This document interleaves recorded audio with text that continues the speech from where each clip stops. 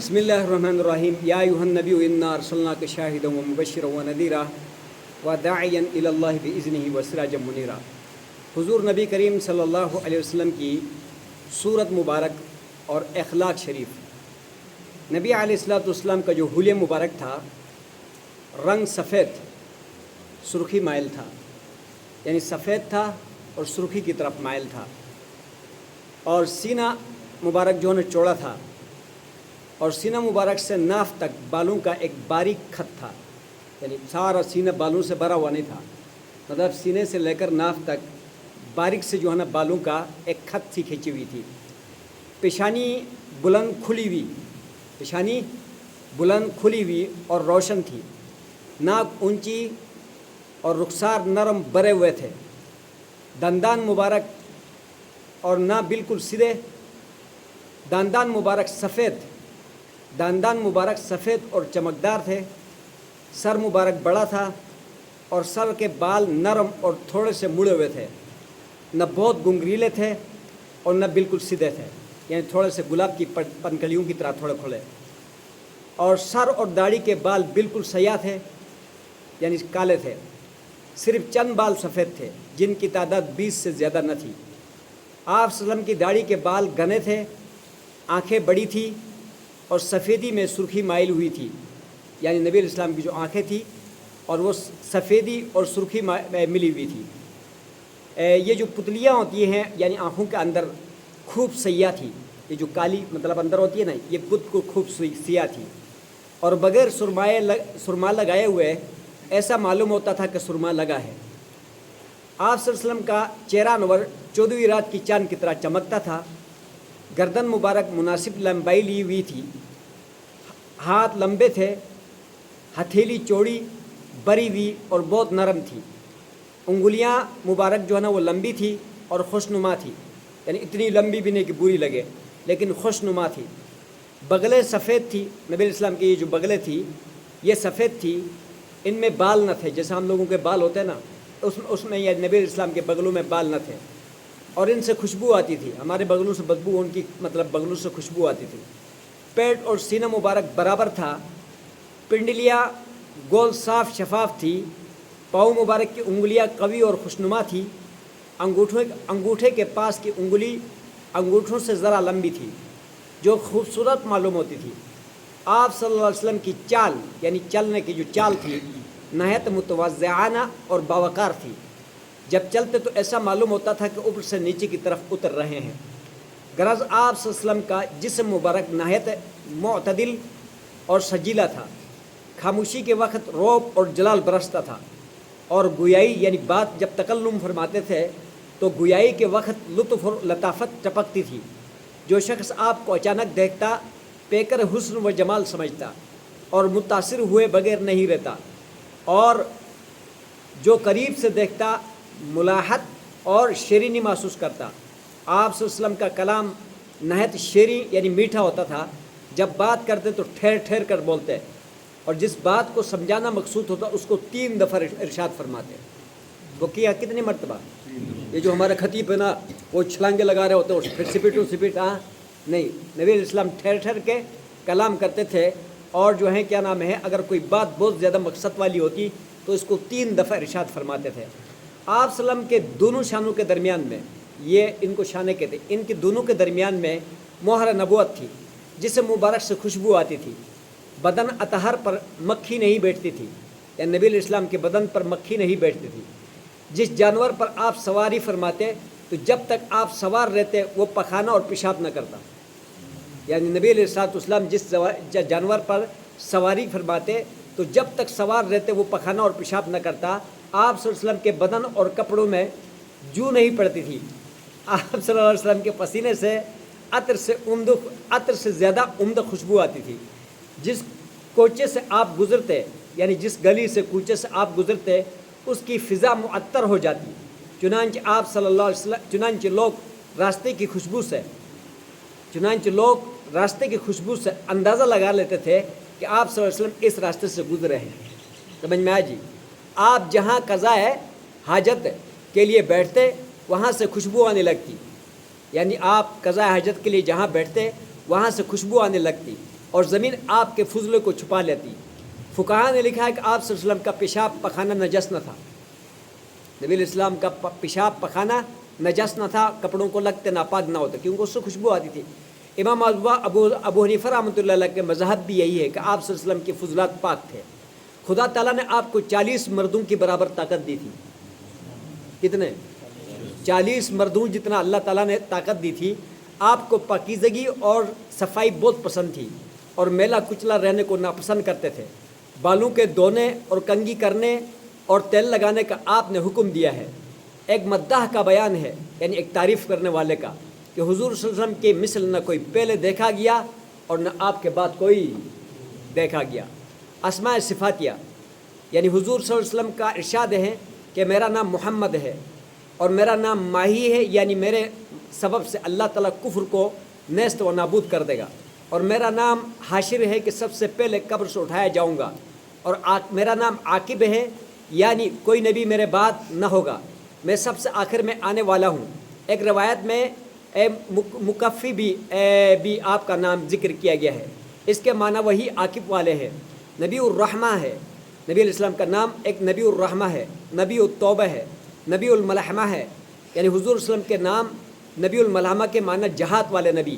اللہ تعالیٰ نے قرآن میں حضور صلی اللہ علیہ وسلم کو بشیر بھی کہا ہے، نذیر بھی کہا ہے، رعوف بھی کہا ہے، رحیم بھی کہا ہے، رحمت للعالمین بھی کہا ہے، محمد بھی کہا ہے، احمد بھی کہا ہے، طٰہٰ بھی کہا ہے، یاسین بھی کہا ہے، مزمل بھی کہا ہے، مدثر بھی کہا ہے، کہ ان ناموں سے اللہ تعالیٰ نے اپنے حبیب کو یاد کیا۔ کہو نا سبحان اللہ، ماشاء اللہ، ایسے گونگو کی طرح بیٹھے ہوئے ہیں، سمجھ میں آئے جی؟ ہاں، کہ آیت جو ہے نا، یعنی لما کام عبداللہ کے اندر جو ہے نا کیا نام ہے، اس آیت کے اندر انہو لما کام عبداللہ کے اندر اللہ تعالیٰ نے نبی علیہ السلام کو عبداللہ سے بھی پکارا ہے، سمجھ میں آئے جی؟ اناز اسلم کے یہ تمام نام صفاتی نام ہے جو کہ قرآن میں اللہ نے ذکر کیا۔ حضور صلی اللہ علیہ وسلم کے اخلاق، تنگ تو نہیں ہوئے؟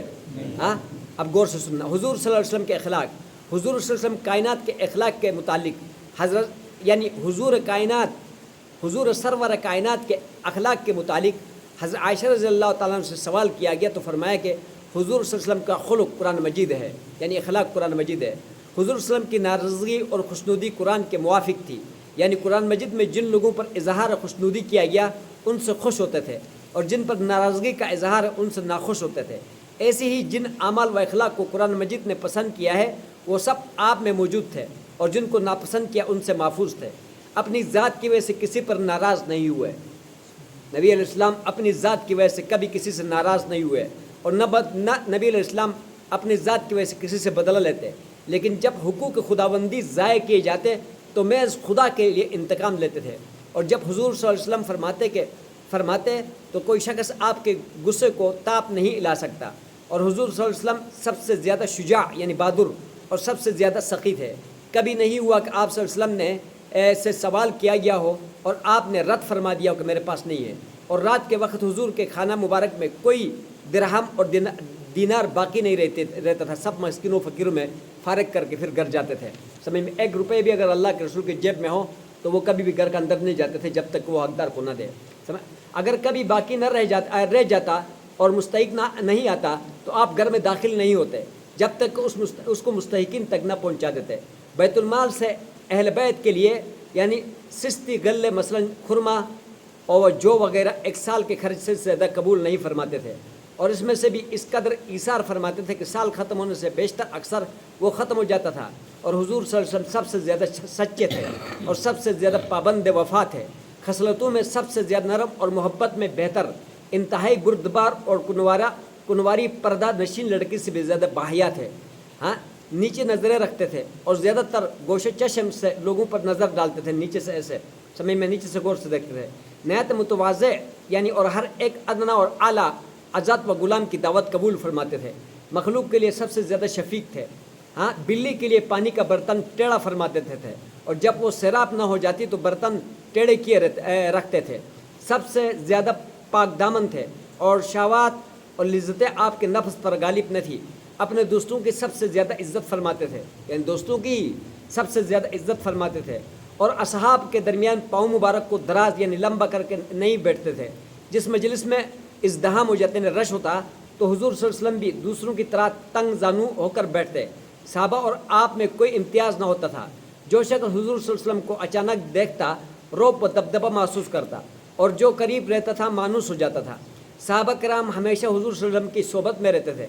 जब हुजूर सल्लल्लाहु अलैहि वसल्लम कुछ इरशाद फरमाते उसको सुनने के लिए सरापा गोश हो जाते, और जब कोई हुक्म सादिर फरमाते तो हर एक उसकी तामील में करने में दूसरों पर सबकत ले जाने की कोशिश करता।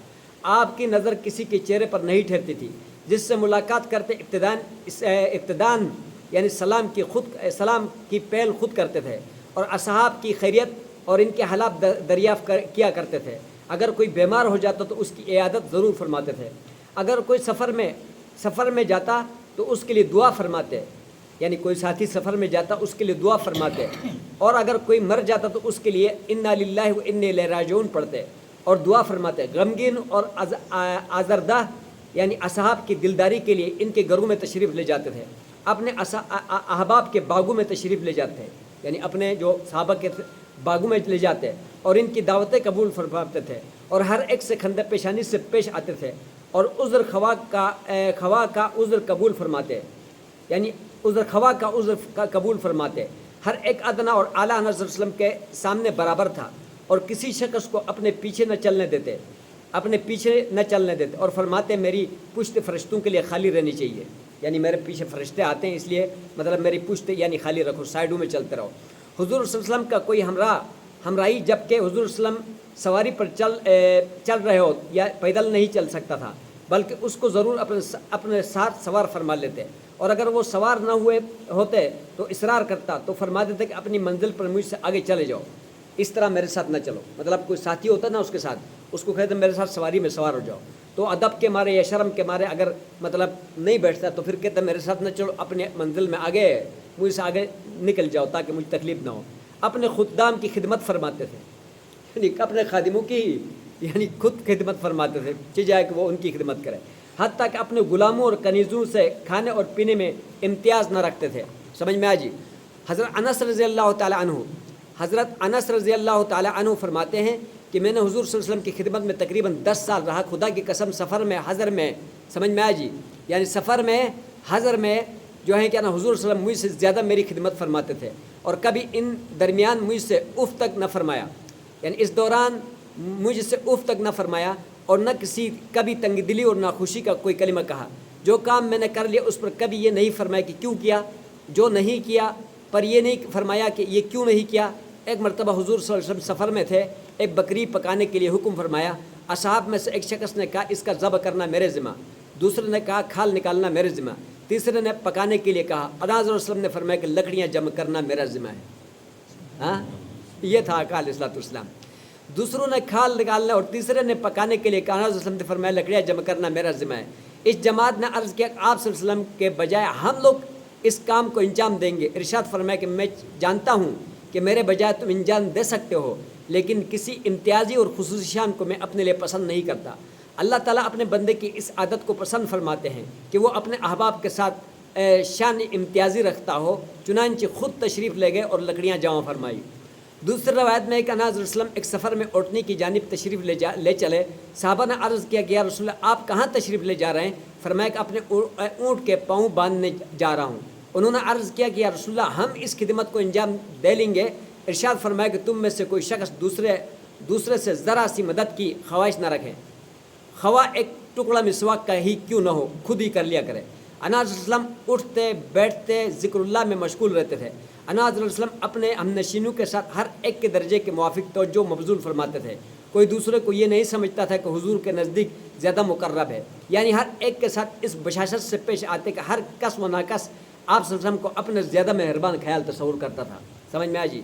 जो शख्स हुजूर सल्लल्लाहु अलैहि वसल्लम की खिदमत में हाजिर होता, जिस वक्त तक वो खुद उठ कर न चला जाता आप सल्लल्लाहु अलैहि वसल्लम उसके पास से तशरीफ़ न ले जाते, और अगर इत्तफ़ाक़न कोई ज़रूरत पेश आ जाती तो साहिब मजलिस की इजाज़त से तशरीफ़ ले जाता। किसी के सामने कोई ऐसी बात न फरमाते कि जिसको वो नापसंद करता हो। किसी शख्स की बेअदबी और बदखुई का जवाब बेअदबी और बदखुई से नहीं देते थे, बल्कि दरगुजर फरमा देते थे। बीमार पुरसी फरमाते थे, मसाकिन से मोहब्बत करते थे, इनकी हमनशीनी पसंद करते थे और इनके जनाजों में तशरीफ़ ले जाते हैं। किसी फ़कीर को उसके अफलास की वजह से हक़ीर नहीं समझते और किसी बड़े से बड़े बादशाह के सामने मरऊब यानी मरऊब नहीं होते थे। और नेमत खुदाबंदी को खवा वो कितनी ही कलील हो, कम हो, قدر کے نگاہ سے دیکھتے تھے اور اس کو کسی حیثیت سے برا نہ فرماتے تھے، کسی کھانے میں عیب نہیں نکالتے تھے، اگر مرعوب تب ہوتا تو تناول فرماتے ورنہ دستکش ہو جاتے تھے، ہمسایوں کی دستگیری فرماتے تھے، کس کا بھائی؟ ہمسایوں کی دستگیری فرماتے تھے اور مہمانوں کی بے حد تکریم کرتے تھے۔ انا حضرت وسلم سب سے زیادہ یعنی ہنس مکھ اور خندہ پیشانی والے تھے، اور کوئی وقت یعنی حضور صلی اللہ علیہ وسلم کا عبادت کا خدا بندی یا حاجت ضروریہ کے ثواب بسر نہیں ہوتا تھا۔ اگر دو کاموں میں حضور صلی اللہ علیہ وسلم کو اختیار دیا جاتا تو آپ سال ترین عمل کو اختیار فرماتے تاکہ امت کے لیے آسان ہو، لیکن اگر سال میں قطع رحمی ہوتا تو اس سے عمدہ طریقہ پر احتراز فرماتے تھے۔ پاپوش مبارک خود اپنے دست مبارک سے سی لیا کرتے تھے کپڑے، اور اپنے کپڑوں میں پیوند بھی خود ہی لگایا کرتے تھے۔ آپ نے گھوڑے کھچر درازگوش پر سواری فرمائی، اپنے غلام یا کسی دوسرے شخص کو اپنے ساتھ سوار فرما لیتے تھے۔ آستین مبارک یا چادر سے اپنے گھوڑے کے چہرے کو صاف فرمایا کرتے تھے۔ انا حضرت وسلم نیک فالی سے خوش ہوتے اور بد فالی کو ناپسند فرماتے تھے۔ نیک فالی سے یہ مراد ہے کہ جب کوئی شخص کوئی کام کرنے پر آمادہ ہو اور کوئی کلمہ خیر اس کے کان میں پہنچے، مثلا کوئی کہے کہ اے راست چلنے والے، اے سلامت رہنے والے، تو اس کے سننے سے خوش اور فال ہدیہ ہے کہ کسی کام کے کرنے کے وقت کوئی آواز یا نامناسب سنے، جیسے کوے کی آواز یا حیوانات کا دائیں یا بائیں جانب سے گزرنا، آپ اس کا پرواہ نہیں کرتے تھے۔ جب کوئی شے مرعوب تب پاتے تو الحمدللہ رب العالمین فرماتے، اور جب ناپسندیدہ حالت پیش آتی تو الحمدللہ اللہ کل حال یعنی ارشاد فرماتے، اور جب کھانا تناول فرماتے، کھانا سامنے سے اٹھایا جاتا تو یہ دعا پڑھتے، الحمدللہ الذی اطعمنا وسقانا وجعلنا من المسلمین فرماتے، اور اکثر قبلہ رخ بیٹھتے اور ذکر اللہ بہت زیادہ کرتے تھے، اور لغو باتیں بالکل نہ کرتے تھے۔ نماز طویل اور خطبہ مختصر فرماتے، ایک مجلس میں 100 مرتبہ اللہ تعالیٰ سے درخواست فرماتے تھے۔ نماز میں اس قدر آوازاری فرماتے تھے کہ سینہ مبارک سے تانبے کی دیگچی کی جوش جیسی آواز سنائی دیتی تھی۔ انا حضرت وسلم دوشنبہ اور پنجشنبہ کا اکثر روزہ رکھتے تھے، اور ہر مہینے میں 3 روزہ ایام بیز یعنی 13ویں 14ویں 15ویں تاریخ یوم عاشورہ کا بھی روزہ رکھتے تھے۔ شعبان کے مہینے میں سوائے رمضان المبارک کے تمام مہینوں سے زیادہ روزے رکھتے تھے۔ ایک بڑی خصوصیت آپ وسلم کی یہ تھی کہ آپ میں و خواب ہوتے تو آنکھیں بند رہتی، لیکن قلب اطہر بیدار اور یاد الہی میں مشغول رہتا تھا۔ حضور صلی اللہ علیہ وسلم کے سوائے سونے کے وقت سانس کی آواز سنائی دیتی تھی، لیکن کھراٹا جو ایک مکروہ آواز ہے اور بعض سونے والوں سے سنائی دیتی ہے، یہ ایسی آواز کبھی نبی علیہ السلام سے نہیں سنایا گیا۔ اور جس وقت سونے کے لیے کثرت فرماتے تو رب کنی عذابک یوم تبعث عبادک، اور جب بیدار ہوتے تو الحمدللہ الذی احیانا بعد ما اماتنا والیہ النشور فرماتے، یعنی صدقہ نہیں کھاتے تھے اور ہدیہ قبول فرماتے تھے۔ یہ حضور نبی کریم صلی اللہ علیہ وسلم کی جو اخلاق ہیں اور بھی ہیں، انشاءاللہ وہ اگلے قسط کا اندر یعنی بیان کریں گے۔ اللہ سبحانہ و تعالیٰ